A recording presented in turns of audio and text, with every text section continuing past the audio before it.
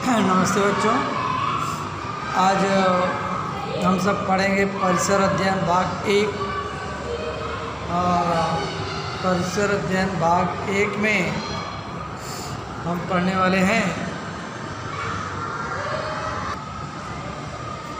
मेरा उत्तरदायित्व और संवेदनशीलता, और ये है पेज नंबर 120 से शुरू है,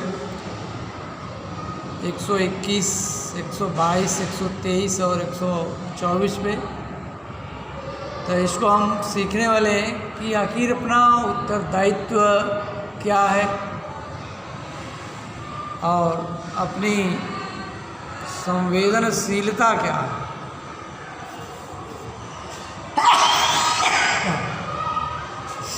उत्तरदायित्व जिसकी हम जिम्मेदारी निभाते हैं, संवेदनशीलता है कुछ गलत होता है, हम उसके प्रति तुरंत रिएक्ट करते हैं, बराबर। तो यहाँ आपको कुछ चित्र दिख रहे हैं। तो यहाँ आप सबसे पहले ये चित्र देखेंगे, एक दिया गया है। तो इस चित्र में एक्चुअल है क्या ये देखेंगे। यहाँ आप देख पाएंगे तो लिखा हुआ है हैप्पी बर्थडे। हैप्पी बर्थडे यानी जन्मदिवस किसी का है, जन्मदिवस मनाया जा रहा है। देखिए यहाँ लिखा हुआ दीपिका। दीपिका एक लड़की है और उसी का जन्मदिन था, और उसने अपने जन्मदिन पर क्या किया, अपने साथियों, दोस्तों, मित्रों, सहेलियों को अपने घर पर बुलाया हुआ था।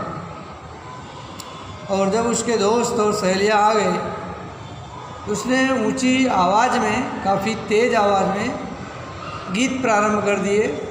और ये देख रहे हैं आप, संगीत वाद्य लगा है, स्पीकर है, डीजे है, काफ़ी ऊंची आवाज़ में बोलता है। और उसकी ऊंची आवाज़ में सभी बच्चे हंस खेल का आनंद ले रहे हैं। जैसा आप चित्र में देख रहे हैं, बच्चे डीजे की आवाज़ में अपना नाच गाकर पसंद कर रहे हैं। अब यहाँ नंबर 2 देखिए, यहाँ पर एक बूढ़े व्यक्ति हैं, महात्मा गांधी जी का चित्र लगा हुआ है, जो इस डीजे की आवाज़ निकल रही है, देख रहे हैं, ऐसा दिया गया तरंगे आवाज़ की। तो जाहिर सी बात है उसकी आवाज़ की तरंगे जिस घर में बज रहा है उसी घर तक तो रहने वाला नहीं है, वो निकल करके आजू बाजू पास पड़ोस के घरों तक जा रहा है। पास पड़ोस के घर पे जाने के परिणाम क्या हो रहा है ये देखना है। उसी समय पड़ोस वाले घर में, यानी दीपिका जहाँ अपना जन्मदिवस मना रही है, उसी समय दीपिका के पड़ोस वाले घर में दादाजी आए। एक बूढ़े व्यक्ति हैं। दादाजी ने दीपिका से गाने की आवाज़ धीमी करने के लिए कहा। तो जाहिर सी बात है उस डीजे या वाद्य यंत्र से इतनी ऊंची आवाज़ आ रही थी कि उससे उनको तकलीफ़ हो रही थी, कष्ट हो रहा था, समस्या हो रही थी। इसी वजह से उन्होंने दीपिका को बोला कि बेशक दीपिका को नाचने गाने का अधिकार है, लेकिन इस अधिकार का उपयोग इस तरह न किया जाए कि दूसरों को उससे कष्ट हो जाए। तो दादाजी ने दीपिका से गाने की आवाज़ धीमी करने के लिए कहा, क्योंकि वो दादाजी को उच्च रक्तचाप की शिकायत है, हाई ब्लड प्रेशर है। ऐसी ऊंचे आवाज़ सुनने से ब्लड का प्रेशर तेज़ हो जाता है, बराबर। तो कभी कभी लोगों की ब्लड प्रेशर के तेज़ होने की वजह से मौत तक हो जाती है, मृत्यु हो जाती है। अब तीसरी घटना देखिए कि दीपिका फिर क्या करती है। देखिए दादाजी आए हैं और दीपिका को कह रहे हैं, दीपिका के घर में होने वाली कर्णभेदी, कर्ण माने कान, भेदी माने भेदने वाले, यानी कानों को नुकसान पहुंचाने वाली आवाज़ के कारण उनकी धड़कनें बढ़ने से उन्हें कष्ट हो रहा था। धड़कन यानी दिल की धड़कन जो पूरे शरीर को रक्त सप्लाई करता है, तो दादाजी को कष्ट ना हो, इसीलिए दीपिका ने तुरंत ही गीत की आवाज़ को मंद कर दिया। वह इतना धीमा कर दिया कि बस दीपिका के घर में उन बच्चों को तो सुनाई पड़े, लेकिन पास पड़ोस में रहने वाले लोगों को सुनाई ना पड़े। ये है संवेदनशीलता। यहाँ उत्तरदायित्व दीपिका ने दादाजी के कष्ट को समझा और तुरंत आवाज़ को कम कर दिया। बराबर। इसी तरीके से अब यहाँ भी देखिए और भी चित्र होते हैं। देखिए टीवी चल रही है और कार्टून लगा हुआ है छोटा भीम। बच्चा है, बच्चे का नाम राहुल। देखिए तो हो क्या रहा है एक्चुअल में। और गलती ध्यान में, राहुल की दादी, दादी यानी पिताजी की माँ। तो राहुल की दादी प्रतिदिन उसके पाठशाला से घर आने की राह देखती रहती थी। उसकी दादी इस बात का इंतज़ार करती रहती थी कि राहुल कब अपनी पाठशाला से स्कूल के पढ़ करके घर आए। राह देखती थी मतलब उसका इंतज़ार करती थी। पाठशाला से घर आने पर दादी जी उसे खाने के लिए कुछ देती। जैसे ही राहुल पाठशाला से आता घर, उसे देती कि वह कुछ न कुछ खा पी ले, इसके बाद अपना स्कूल का घर काम कर ले। पाठशाला में क्या हुआ इसकी पूछताछ भी करती थी दादी जी कि टीचर ने क्या पढ़ाया है, कितना काम किया है, कितना बाकी रह गया है, सब पूछती। लेकिन राहुल को दादी से बात करना अच्छा ही नहीं लगता था, क्योंकि राहुल को तो टीवी पर छोटा भीम या कार्टून या दूसरे और चीज़ें देखना अच्छा लगता था। इसीलिए वह दादी की अवहेलना करता था। दादी जी द्वारा ये दी गई एक आध चीज़ खाकर तुरंत कब टीवी पर कार्टून का कार्यक्रम देख, उसके मन में हमेशा यह रहता है कि खाना खाए या ना खाए, लेकिन कार्टून ज़रूर देखे। यही कोशिश में लगा रहता था। उसे ऐसा लगता था कि दादी जी को राहुल की यह बात बहुत बुरी लगती थी, लेकिन दादी करे भी तो क्या करे। वह उनसे ठीक तरह से बात भी नहीं करता था। और दादी जी की उदासी देखकर राहुल के माता पिताजी दुखी होते थे। जब राहुल इस तरीके से व्यवहार करता तो दादी बहुत उदास थी, क्योंकि वह उनकी सुनता नहीं था, कुछ भी बात नहीं करता था। और इसका परिणाम ये हुआ कि राहुल के माता पिता भी काफ़ी उदास रहने लगे। ऐसे में एक दिन पिताजी ने राहुल को सुधारने की कोशिश किया।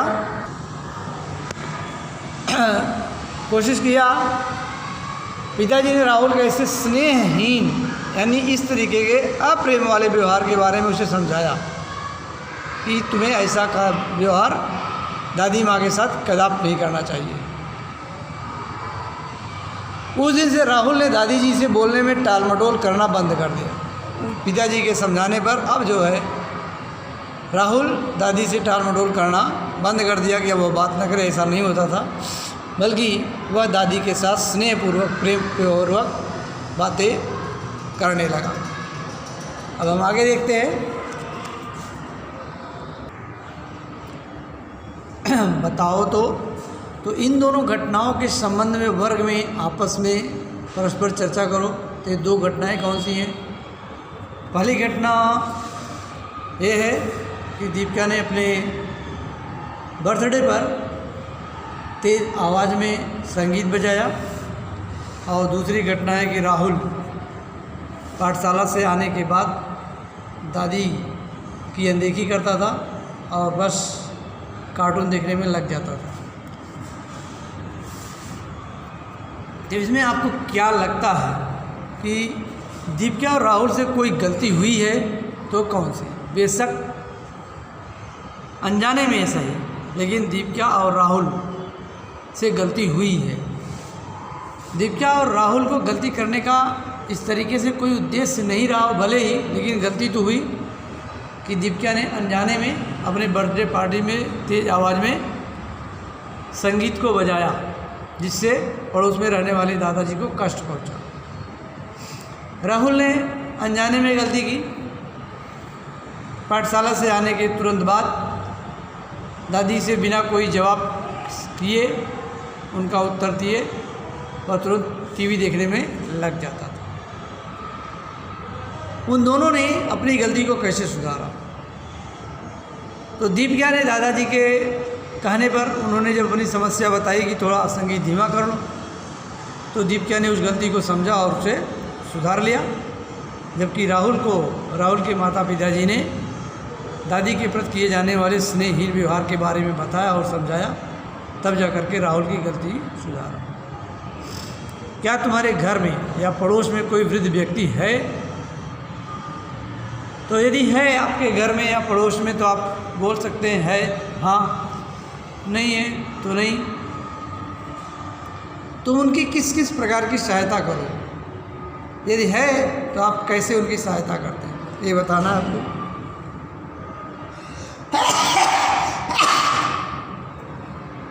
तो आप उनके जो है स्वास्थ्य का ख्याल रखते हैं, दवा वगैरह और मांगते हैं तो आप उनको ला के देते हैं, खिला देते हैं। कहीं जाना है तो आप उनके साथ जाते हैं।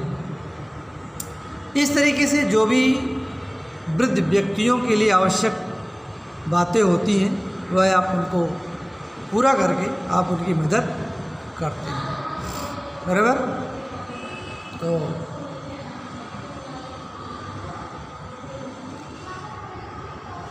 हम सबके परिवारों में या सगे संबंधियों में वृद्ध व्यक्ति रहते हैं। तो सभी के परिवार में होते हैं, दादा दादी हैं, नाना नानी हैं, या और कोई भी हो सकता है। और अपने पास ना भी हो सकता, आपके पास पड़ोस में हो या अपने रिश्तेदारों के पास हो, होते तो है ही, क्योंकि ये वृद्ध व्यक्ति ना हो तो हम लोग ही नहीं। और वे हम लोगों से प्यार भी करते हैं, हमारा मान सम्मान करते हैं, व्यवहार करते हैं, हमें दुलारते हैं, परंतु वे हमारी जैसी दौड़ धूप नहीं कर सकते। करते थे लेकिन अब नहीं कर सकते, क्योंकि जब भी कोई व्यक्ति बूढ़ा हो जाता है, वृद्ध हो जाता है, तो उसकी शरीर की जो ताकत होती, शक्ति होती है, वो कम हो जाती है। वो आपकी तरह तेज गति से चल फिर नहीं सकता, न वह काम कर सकता है। इसलिए उसे समस्याएं होती हैं। अब ठीक इस ढंग से जैसे दुकान पे जाकर औषधि दवा लाना है तथा सामान लाकर देना, तो वे ऐसा नहीं कर सकते। इसलिए आप उनकी मदद इस तरह से कर सकते हैं कि दुकान पे जाकर उनके दवा लाइए या उनकी आवश्यकता के अनुसार दूसरे सामान लाकर आप दे सकते हैं। और हो सकता है कोई वस्तु इतनी ऊंचाई पर रखी गई हो कि वह बूढ़ा व्यक्ति वहाँ तक पहुँच करके ना ले सके, या उसके पास इतनी ताकत नहीं कि वहाँ स्टूल लगाकर उस पर चढ़ सके, या और दूसरी तरह दिक्कत हो सकती है। लेकिन आप ऐसा कर सकते हैं। तो आप इस तरीके से ऊंचाई पर रखी वस्तु को निकालकर उन्हें देकर भी मदद कर सकते हैं। सुई में धागा डालकर देना, जैसे जैसे व्यक्ति चाहे पुरुष हो चाहे महिला हो बड़ा हो जाता है तो उसकी आँखों की दृष्टि कमज़ोर हो जाती है, तो वह सुई में धागे नहीं डाल सकता। तो आप ऐसा करके दे सकते हैं, ये भी एक मदद है। जैसे उनके छोटे छोटे काम होते हैं, एक काम समय पर करने से उनकी सहायता होती है। तो जब वे कहे तभी आप काम कीजिए। कोई वृद्ध व्यक्ति सुबह आपको पानी मांगे और शाम को आपको लेकर दे, तो आपने उनकी आज्ञा का पालन जरूर किया, लेकिन सही समय पर नहीं किया, क्योंकि कोई भी व्यक्ति इतना अधिक इंतजार कर सकता नहीं है। तो इसे आपकी मदद करने के बाद भी ना होगी। यानी कहने का मतलब यहाँ ये बताने की कोशिश की कि समय पर जब कहा जाए तब। ऊंची आवाज़ में संगीत सुनने या टीवी चलाने पर भी उन्हें कभी कभी बुरा लगता है, क्योंकि वे वृद्ध व्यक्ति हैं और इतनी तेज़ी की आवाज़ वे बर्दाश्त नहीं कर सकते। ये उनके दिल की धड़कन को नुकसान पहुंचाता है, उनके उच्च रक्तचाप को बढ़ाता है, नुकसान पहुंचाता है। इसलिए हमें इतनी तेज़ आवाज़ में संगीत या टीवी नहीं चलाना चाहिए। और हो सके तो दिवाली वगैरह के त्यौहार पर भी लोग क्या करते हैं, पटाखे फोड़ते हैं, या शादी वगैरह में भी पटाखे फोड़ते हैं, तो उन्हें ऐसा दूर करना चाहिए। या वृद्ध व्यक्ति को खुद भी चाहिए कि जहाँ तक संभव हो सके, यदि इस तरह के वो आवाज़ को कम ना किया जा सके तो उन्हें वहाँ से खुद दूर चले जाना चाहिए, यदि संभव हो सके तो। कर्णभेदी आवाज़ से उन्हें कष्ट होता है, और इसलिए ऐसी समय पर आवाज़ को क्या करना चाहिए, धीमा करना चाहिए। हमारे दादा दादी जी, पिताजी प्रायः घर में ही रहते, बाहर नहीं जाते। अपने बच्चों और पड़ोसियों, परिचितों के साथ गपशप करना ही उनका मुख्य मनोरंजन है। आपस में बातचीत करना, किसी मुद्दे को लेकर के डिस्कस करना, यही उनका मनोरंजन है। पहले के लोगों के साथ भी ऐसा था। बहुत हुआ तो कई बच्चे खेल वगैरह रहे देख रहे, वो होता था। आजकल मनोरंजन के बहुत सारे दूसरे साधन हैं, जैसे टीवी देखना। टीवी पर बहुत सारे प्रोग्राम आते हैं, मूवी आते हैं, संगीत आते हैं, खेल आते हैं। क्रिकेट है, कबड्डी है, हॉकी है, फुटबॉल है, और भी दूसरे अन्य प्रकार के खेल होते हैं। न्यूज़पेपर पढ़ना है, समाचार पत्र पढ़ना है, भी कहानी पढ़ना है, ये सब भी है या सुन सकते हैं। तो उन्हें जानने की इच्छा रहती है कि हमारे पौत्र पौत्री पाठशाला जाकर करते क्या है। पौत्र यानी पुत्र का पुत्र, पौत्री यानी पुत्र की पुत्री। पाठशाला जाकर आखिर वो क्या सीख रहे हैं, और बराबर सीख रहे हैं कि नहीं सीख रहे हैं, उनको कहाँ कमियाँ हैं, दिक्कतें हैं। और ये सब जानने की इच्छा वे लोग रखते हैं जो खुद पढ़े लिखे हों। यदि वो पढ़े लिखे नहीं होंगे तो ऐसी इच्छा रखेंगे ही नहीं। तो निश्चित रूप से यदि वो पढ़े लिखे हैं और ये जानने की इच्छा रखते हैं, तो निश्चित रूप से आप में यदि कोई कमी है या हो रही है, तो निश्चित रूप से इनसे आप मदद ले सकते हैं, आप अपनी खुद कमियों को दूर कर सकते हैं। वे पूरी तरह से मन लगा के आपकी कमी को दूर करने का हर संभव प्रयास करेंगे। हम लोगों के प्रति उनमें लाड प्यार की भावना होती है। वो चाहते हैं कि हमारे पौत्र पुत्री खुश रहे, और ऐसे समय उनके साथ में प्रेम पूर्वक बातें करके हमें उन्हें खुश रखने की कोशिश करना चाहिए। उससे आपको कितना फ़ायदा होगा यह तो नहीं बताया जा सकता, लेकिन आपके वृद्ध दादा दादी को इससे अवश्य फ़ायदा होगा। बताओ तो अपने घर में तो पड़ोस में कोई बीमार हो तो आप क्या करोगी, बराबर। तो देखिए, तुम्हें जो उचित लगे उनके सामने सही चिन्ह लगाना है, और नहीं लगे तो आप कट कर देना। देखिए, पहला है बीमार व्यक्ति से उठते बैठते और किसी भी समय मिलने के लिए जाना। आपको क्या लगता है, कोई व्यक्ति बीमार है और जब आपके मन में आए तब उससे आप मिलने के लिए आ जाएं, क्या ये सही हो सकता है क्या? बिल्कुल नहीं। इसलिए यहाँ गलत का चिन्ह लगाना होगा, बराबर। ये गलत है, क्योंकि उसे हमें बीमार व्यक्ति के समय का भी ख्याल रखना होगा। कभी भी उसके पास ना जाए, क्योंकि उससे क्या होता है, उसे समस्या होती है। दूसरा है बीमार व्यक्ति को समय पर औषधि देना, सही टाइम पर सही दवा देना। बिल्कुल सही है, ऐसा करना चाहिए। ये क्या है, सही। बीमार व्यक्ति को तले हुए पदार्थ खाने के लिए देना, तेल में तला हुआ, ये भी नहीं कर सकते। कभी भी कोई भी डॉक्टर तले हुए पदार्थ देने के लिए सुझाव नहीं देता है, इसलिए ऐसे खाद्य पदार्थों को बीमार व्यक्ति को हरगिज़ मत दें। ये क्या है, गलत। बीमार व्यक्ति को अनावश्यक सलाह न देना। जो व्यक्ति बीमार हो उसे बेमतलब की सलाह देते रहना, ये है वो है, ये भी गलत है। बीमार व्यक्ति को समय पर भोजन देना बिल्कुल सही है। इसे बीमार व्यक्ति को सही समय पर भोजन दे, सही समय पर दवा। बीमार व्यक्ति के कमरे में ऊंची आवाज़ में टीवी देखना, ये बिल्कुल गलत है। इसे ऐसा नहीं करना है। फिर डॉक्टर की सलाह से ही बीमार व्यक्ति को स्नान करवाना, बिल्कुल सही। यह डॉक्टर कहता है कि बीमार व्यक्ति को स्नान करवाया जा सकता है, तो बेशक आप ऐसा करें, ये सही है। ये डॉक्टर का सुझाव नहीं में है, तो ऐसा ना करें। थोड़ा ठीक होने पर डॉक्टर की सलाह लिए बिना औषधि देना तुरंत बंद कर देना बिल्कुल गलत है। कभी भी यहाँ थोड़ा ठीक होने का, पूरा ठीक होने के आपको लगे कि यहाँ पे बीमार व्यक्ति बिल्कुल ठीक हो गया है, फिर भी बिना डॉक्टर की सलाह मशविरा लिए उसके दवा देना बंद करना नहीं चाहिए। ये जो है गलत, बराबर। तो अब आगे देखते हैं।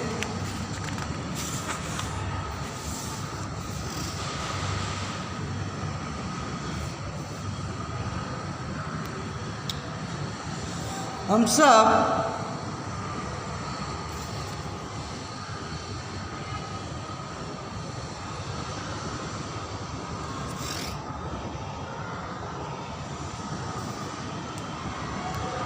सब लोगों को यही लगता है कि बीमार व्यक्ति शीघ्र से शीघ्र स्वस्थ हो जाए।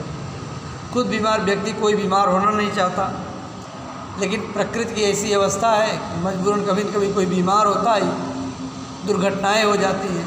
हम हर तरह की सावधानियां बरतने के बाद भी बीमार होते ही होते हैं। तो उसके लिए हमें डॉक्टर की सलाह के अनुसार उसकी उचित देखभाल करनी चाहिए, जो भी बीमार व्यक्ति हो। और छोटी मोटी बीमारी का प्रथमोपचार करके बीमार व्यक्तियों को दवाखाने या प्राथमिक स्वास्थ्य केंद्र में ले जाएं। यदि बीमारी छोटी मोटी है तो भी उसे फर्स्ट एड के लिए बीमार दवाखाना लेके जाएं और जहाँ ज़रूरत हो जैसा करें। और झाड़ फूँक, गंडे, ताबीज या तांत्रिक मांत्रिक ओझा के चक्कर में कभी पड़ना नहीं चाहिए। ये पूरी तरह से अंधविश्वास है और उनके चक्कर में ऐसा करने से कभी कोई व्यक्ति ठीक होता नहीं है। तो व्यक्ति जो भी बीमार हो, जैसा भी बीमार हो, हमेशा आपको डॉक्टर की सलाह लेनी चाहिए और उसे उपचार के लिए डॉक्टर के पास ही ले जाना चाहिए। विशेष आवश्यकता वाले व्यक्ति के संबंध में मेरा उत्तरदायित्व, यदि कोई व्यक्ति विशेष है और विशेष क्यों है, उसके प्रति हमारा क्या उत्तरदायित्व है, ये ध्यान में हमें रखना है। कुछ व्यक्ति ऐसे होते हैं जो जन्म से अथवा दुर्घटना के कारण किसी न किसी रोग से पीड़ित है। जैसे जन्म के समय या उसके बाद कभी कभी पोलियो हो जाता है, हाथ काम नहीं करते या पैर काम नहीं करते। कभी कभी कोई बच्चा अंधा हो जाता है या जन्म से ही किसी कारणवश वो सुन नहीं पाता, गूंगा है, बोल नहीं पाता, या कोई एक्सीडेंट दुर्घटना हो जाती है, हाथ पैर कट जाते हैं और आंखों से दिखना बंद हो जाता है। ये सब विशेष व्यक्ति वाले बोले जाते हैं, इन्हें दिव्यांग कहा जाता है। तो सार्वजनिक स्थानों पर मंदिर, मस्जिद, बाजार, रेलवे स्टेशन, हवाई जहाज़ के अड्डे, बस स्टॉप, ऐसी जगहों पर उन्हें जाने में बड़ी परेशानियां होती हैं, असुविधाएं होती हैं। इसीलिए उन्हें ऐसी विशेष सुविधा देने की ज़रूरत होती है। यहाँ देखिए, तो क्या आप जानते हैं अब हमारे देश में पोलियो बीमारी को पूर्णतः उन्मूलन हो चुका है। तो पोलियो बीमारी जो है पूरी तरह खत्म हो चुका है। अभी ऐसी किसी बीमारी नहीं है, क्योंकि हमारी सरकार इस पर पर्याप्त ध्यान दे रही है, इसके लिए विशेष अभियान चला रही है। और इस कार्य के लिए विश्व स्वास्थ्य संगठन ने हमारी प्रशंसा भी की है कि भारत जैसे दूसरी सबसे ज़्यादा जनसंख्या वाले देश में पोलियो खत्म करना कोई आसान काम नहीं है। लेकिन हमारी भारत सरकार की लगातार प्रयास करने से पोलियो को टीके लगाने का अभियान चलाया गया और जिसके कारण पोलियो उन्मूलन का श्रेय हमें प्राप्त हुआ। आप कभी कभी टीवी वगैरह पे देखते हैं कि 2 बूंद जिंदगी के या घोष कथन देते हैं, हमारे नेता अभिनेता इस तरीके के प्रचार करते हैं। दूसरा, क्या तुम जानते हो एक रोबोट है, आजकल अस्पतालों में, बड़ी बड़ी अस्पतालों में रोबोट की भी व्यवस्था की गई है बीमार व्यक्तियों के इलाज के लिए। तो रोगी व्यक्ति की सेवा करता हुआ ये रोबोट, उसको मशीन में सेट किया जाता है जैसे होता है। अभी अपने देश में नहीं है संभव लेकिन दूसरे देशों के अस्पतालों में रोगियों की सेवा शुश्रूषा करने के लिए, उनके दवा वगैरह करने के लिए रोबो का उपयोग किया जाता है। और रोबो द्वारा काम करवाने में आनंद भी होगा, अथवा आसपास में मनुष्य के न रहने पर ऐसा काम किया जा सकता है। अभी करके देख। वर्ग के सभी लड़के लड़कियों को 2 समूह में विभाजित करो। समूह A के लड़कों लड़कियों की आंखों पर पट्टी बांधो। जैसे आप लुका छिपी का खेल खेलते हैं या यहाँ पे पट्टी बांधने वाले। समूह B के लड़के लड़कियों की आंखों पर पट्टी मत बांधो। समूह A पे लड़के सबकी पट्टी बनी होनी चाहिए, B पे किसी को भी नहीं। तो दोनों समूह के एक लड़के लड़की के साथ लेकर जोड़ी बनाओ और प्रत्येक जोड़ी अपने वर्ग से चलकर विद्यालय के प्रवेश द्वार तक जाए। वहाँ पहुँचने के बाद समूह A के लड़के लड़की आंख पर पट्टी निकालो और B के लड़का लड़की को बांधो। अब दोनों वापस वर्ग में आओ। अब उनसे पूछा जाना चाहिए कि आंखों पर पट्टी बांध के चलते समय उन्हें कौन सी अड़चनें हुई, समस्याएं हुई, दिक्कतें हुई, मुसीबतें हुई। और आंखों पर पट्टी बांधकर क्या तुमने अपनी हमेशा वाली चाल से चल सकते हो, जैसा हमेशा चलते हो आँख रहने पर, क्या वैसे आँख में पट्टी बांध करके भी आपने चला? ये पूछिए। तो ऐसा कभी नहीं होता। आप अपने खुद का भी ट्राई कर सकते हैं, बराबर। अब देखिए, जब तुम्हारी आँख पर पट्टी नहीं थी तो तुम अपने जोड़ी के लड़के लड़की के लिए रुकते थे, पीछे छोड़कर आगे चले जाते थे। और जब ऐसा हुआ तो ये तुम्हारा जोड़ीदार तुम्हें पीछे छोड़कर चला गया तो तुम्हें कैसे पता चलेगा। अब कभी कभी इस तरीके देखिए चित्र, एक कभी आपने देखा होगा हाथ में सफ़ेद डंडी लिए, नीचे थोड़ा या काला या लाल, आपने देखा होगा। जिस किसी भी व्यक्ति के हाथ में इस तरह की डंडी होती है वह व्यक्ति दृष्टिहीन है, यानी आंखें तो है लेकिन वह देखता नहीं, और उसे सार्वजनिक स्थानों पर आसानी से चल फिर नहीं सकता। तो इस डंडी से वो क्या करता है, ज़मीन का ऊंचाई नीचाई का पता लगाकर अंदाज़ा लगाकर आगे बढ़ता है। कुछ इमारतों में लगी लिफ्ट में मंजिलों में क्रमांक ब्रेल लिपि में लिखे होते हैं। आप लोग कभी लिफ्ट में गए होंगे तो लिफ्ट में कौन से माले पर जाना है वो लिखा रहता है, लेकिन जो अंधे लोग होते हुए कैसे जाने, तो वहाँ पे ब्रेल लिपि लगी होती है, उससे वो अपनी सुविधा के अनुसार वे अपने मंजिल पर जा सकते हैं। ठीक इसी तरीके से मतदान यंत्रों पर की गई ब्रेल लिपि, जहाँ पर वोटिंग होती है, अभी आप लोग छोटे हैं इसलिए उसके बारे में नहीं समझ सकते हैं, लेकिन थोड़ा बहुत जानते हैं, तो वहाँ भी दृष्टिहीन व्यक्ति के लिए गुप्त मतदान के अनुसार व्यवस्था की गई होती है। दूसरा है, आप इस तरीके के भी लोगों को देखा होगा जो पैरों से चल फिर नहीं पाते, उनका ट्राईसाइकिल का उपयोग किया जाता है, लोग ऐसा लेकर के जाते हैं। विद्यालय में, महाविद्यालय में या इमारतों की सीढ़ियों के पास बनी हुई ढालू वाली सड़क देखी होगी, ये ढालू वाली सड़क है, और ऐसा अभी सड़कें हर जगह बनी होती है, रेलवे स्टेशनों पर भी होती है, और ऐसी ढाली सड़क को हम रैंप कहते हैं। और इस रैंप के कारण पहिए वाली कुर्सी का उपयोग करके उस व्यक्ति को एक प्लेटफार्म से दूसरे प्लेटफार्म तक आसानी से ले जाया जा सकता है। और अस्पतालों में ऐसा भी देखने को मिलता है, एक मंजिल से दूसरी मंजिल या एक जगह से दूसरी जगह उन्हें आसानी से ले जाया जा सकता है। और कुछ इमारतों में ऐसे विशेष प्रकार के शौचालयों की भी सुविधा होती है, जिसमें पहिए वाली कुर्सी का उपयोग करके उन्हें वहाँ तक पहुँचाया जा सकता है। तो ऐसी सुविधाएं केवल इसलिए की जाती हैं कि विशेष आवश्यकता वाला व्यक्ति, यानी जो विकलांग हो, दिव्यांग हो, पैरों से, हाथों से, आँखों से या किसी और से, व्यक्ति अपना काम जितना हो सके वो बेचारा अपनी सुविधा के अनुसार खुद कर सके, जो काम उसके लिए संभव नहीं है। तो सार्वजनिक स्थानों पर सुविधा हो या ना हो, विशेष आवश्यकता वाले व्यक्ति के साथ हमारा व्यवहार हमेशा बहुत ही सौहार्दपूर्ण या प्रेमपूर्वक वाला होना चाहिए। और हमारे व्यवहार की वजह से कभी भी विशेष आवश्यकता वाले व्यक्ति यह न समझे कि हम जो है विशेष आवश्यकता वाला व्यक्ति हूँ, उसे भी लगना चाहिए जैसे सभी हैं वैसे हम भी हैं। साथ में दृष्टिहीन व्यक्ति जो देखता नहीं है, उसको स्पर्श की लिपि का उपयोग करके लिखना पढ़ना सिखाया जा सकता है, और इसी लिपि को क्या बोला जाता है, ब्रेल लिपि कहा जाता है। इस लिपि में हर अक्षर के लिए कुछ बिंदियाँ निर्धारित होती हैं, जिसे वो लगातार प्रयोग करते करते हुए सीख जाते हैं। जैसे आप एक एक अक्षर सीखते हैं, वैसे ही वो भी बिंदियों का उपयोग करके एक एक चीज़ों को सीखते हैं। ये सब ब्रेल लिपि कागज़ पर दाब डालकर बिंदियों को उठाव दिया जाता है, और कागज़ पर बनी उन्हीं उठावदार बिंदियों को छू करके, स्पर्श करके नहीं, छू करके उस पाठ्यांश को पढ़ सकता है, उसे समझ सकता है। ऐसा नहीं होता कि अपनी भाषा में की हर पुस्तक ब्रेल लिपि में मिलेगी। अपनी भाषा में मिलने वाली सभी पुस्तकें ब्रेल लिपि में नहीं मिलती हैं। आप अपनी मनपसंद की कोई भी कहानी दृष्टिहीन व्यक्ति जो देखता नहीं है या सहेली को पढ़कर आप सुना सकते हैं, इससे भी उसको मनोरंजन मिलेगा या समझ में आएगा कि कैसे क्या करना चाहिए। यहाँ इस चित्र में आप देख पा रहे हैं कि एक दृष्टिहीन व्यक्ति है जो देख नहीं सकता है, और उसको दूसरा क्या कर रहा है, कोई वो किताबें पढ़ करके उनको सुना रहा है ताकि वो समझ सके। और इसमें भी ऐसा कुछ व्यक्ति है, उसको शतरंज खेलना सिखा रहा है, लेकिन ये व्यक्ति दृष्टिहीन नहीं है बल्कि ये विकलांग है, पैरों से चल नहीं कर सकता, क्योंकि देखिए साइकिल पर बैठा है, ट्रीसाइकिल पर बैठा।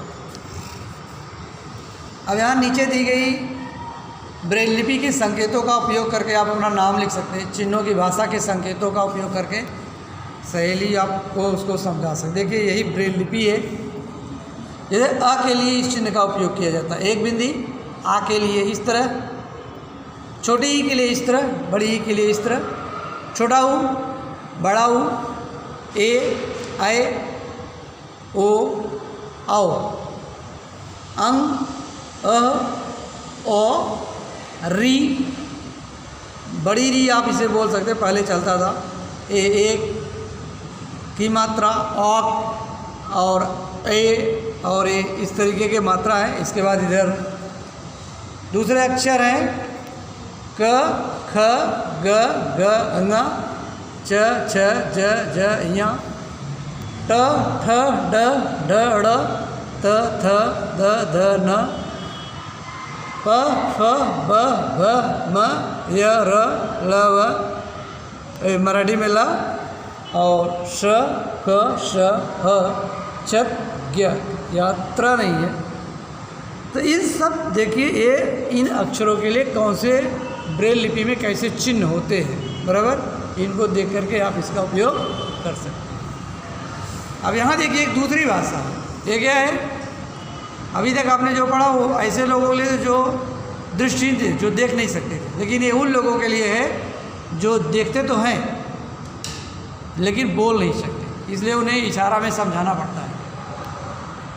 अब देखिए अ के लिए इस तरह का इशारा किया जाता है, आ के लिए, ई के लिए बड़ी, छोटा ऊ, बड़ा ऊ, ए, आए, ओ, आओ, क, ख, ग, ग। ये व्यक्ति जो है इस तरीके के भाषाओं को सीखते हैं। च, छ, ज, झ, ट, ठ, ड, ढ, ड़, त, थ, द, ध, न, प, फ, ब, भ, म, य, र, ल, व, श, ख, श, ह, ळ, छ और ज्ञ। इस संकेतों की भाषा इसे कहते हैं। ये भी लगातार अभ्यास करने से ही इस तरीके की भाषा को सीखा जा सकता है। बिना अभ्यास के ऐसे सीखा नहीं जा सकता। उसके लिए अलग से टीचर होते हैं जो उन्हें इस तरीके की भाषाओं को सिखाते हैं। इस तरीके से इन्हें हम कहते हैं संकेतों की भाषा। तो ध्यान में रखिए, जो लोग दृष्टिहीन हैं, अंधे हैं, उनके लिए जो भाषा होती है उसे ब्रेल लिपि की भाषा बोलते हैं और ये संकेतों की भाषा है।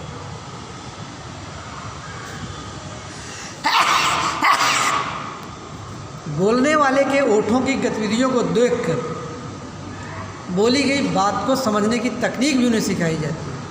और यदि हम आराम से स्पष्ट रूप से उनके साथ बोलें तो शायद उन्हें हमारी बात समझ में आ जाती है। ऐसा करके हम उनके साथ गपशप भी कर सकते हैं। और सांकेतिक भाषा में बहरे लोग जो सुनते नहीं संबंधित समाचार भी दूरदर्शन पर दिए जाते हैं। देखिए अभी क्या तुम जानते हो, सुधा चंद्रन नामक नर्तकी है, नर्तकी यानी जो नृत्य करते हैं, जो भरतनाट्यम में पारंगत है, यानी उसे भरतनाट्यम का नृत्य करना बड़े अच्छी तरह से आता है। लेकिन दुर्भाग्य से किसी दुर्घटना में उन्हें अपना एक पैर खोना पड़ा है, यानी उसके पास एक पैर नहीं है। डॉक्टरों की सलाह के अनुसार उनके पैर को निकाल दिया गया है। फिर भी कृत्रिम पैर लगाकर, कृत्रिम पैर का मतलब होता है मानव निर्मित, यानी डॉक्टरों द्वारा या मनुष्यों द्वारा निर्मित पैर लगाया गया है, जिसके सहारे को लेकर के वह चल फिर सकती है और उसी संकल्प के बल पर वो अपना नृत्य और अभिनय सतत चलाए रखा है, पूरा करते हैं।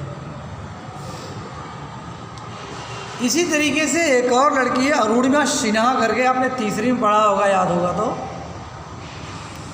अरुणिमा सिन्हा उत्तर प्रदेश के बरेली जिले की लड़की है। एक बार वो अपने खेल के लिए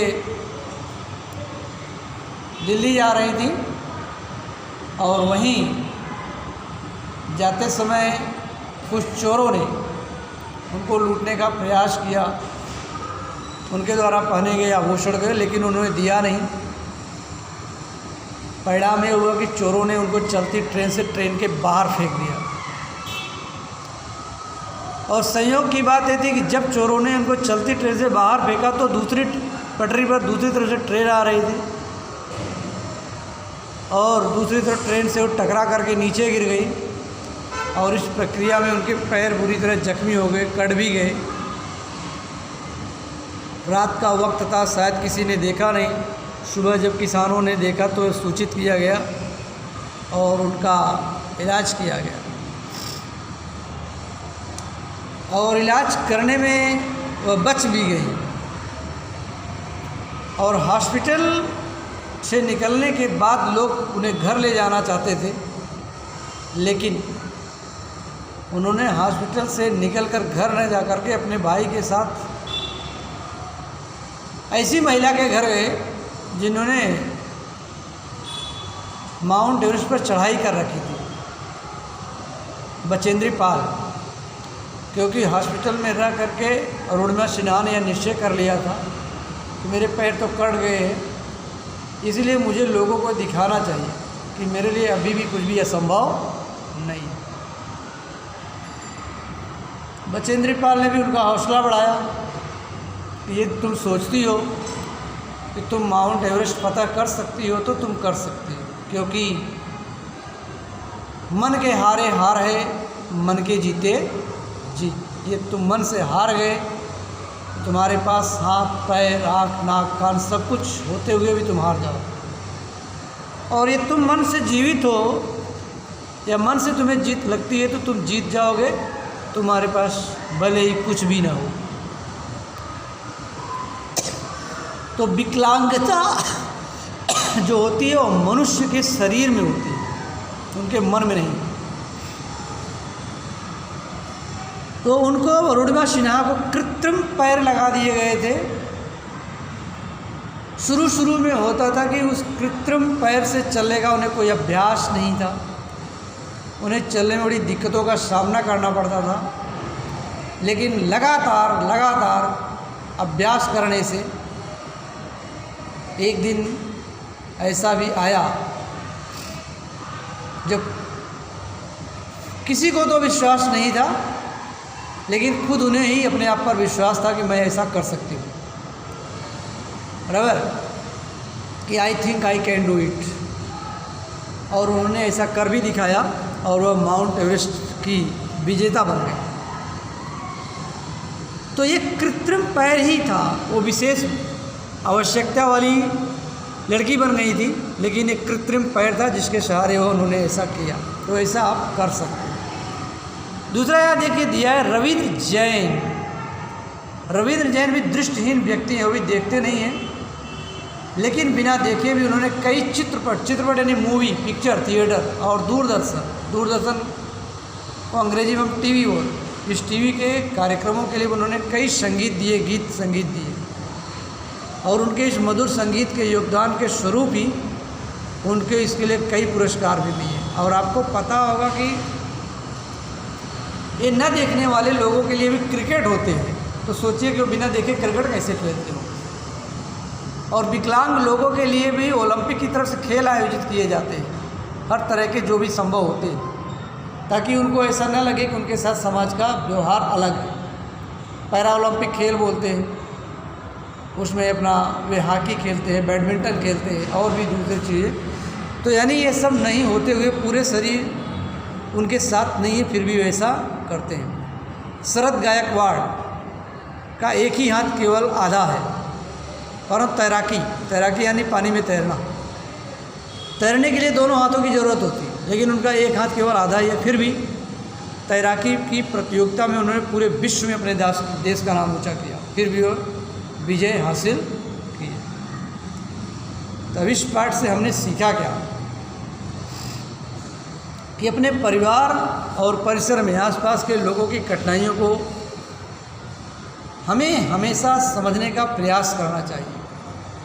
और न केवल समझने का प्रयास करना चाहिए, समझ लेने के बाद हमें यथासंभव हर समय उनकी सहायता मदद करने को तत्पर रहना चाहिए, जो भी जैसा हो उसे करना चाहिए। और ऐसा करने से संबंधित व्यवहार को ही हम क्या बोलते हैं, संवेदनशीलता, जिसे पाठ के शुरू में दिया गया है कि हमारे उत्तरदायित्व और संवेदनशीलता। ऐसे सहायक को संवेदनशील व्यक्ति कहते हैं, जो ऐसी मदद करता है, उनके कष्ट को दुख को अपना समझ के ऐसा करता है, उसे हम क्या बोलेंगे, संवेदनशील व्यक्ति बोलेंगे। अपने परिवार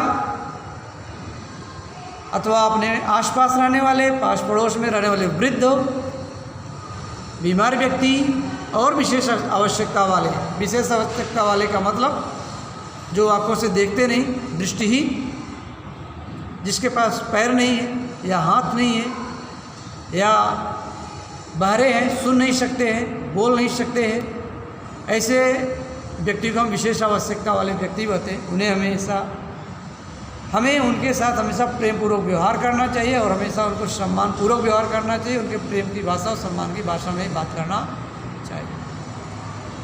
और संवेदनशीलता द्वारा हमारे अंदर सहायता करने की हमेशा एक प्रवृत्ति होनी चाहिए और एक विकास की भावना होनी चाहिए कि हम ऐसा करेंगे और करना चाहिए। बराबर।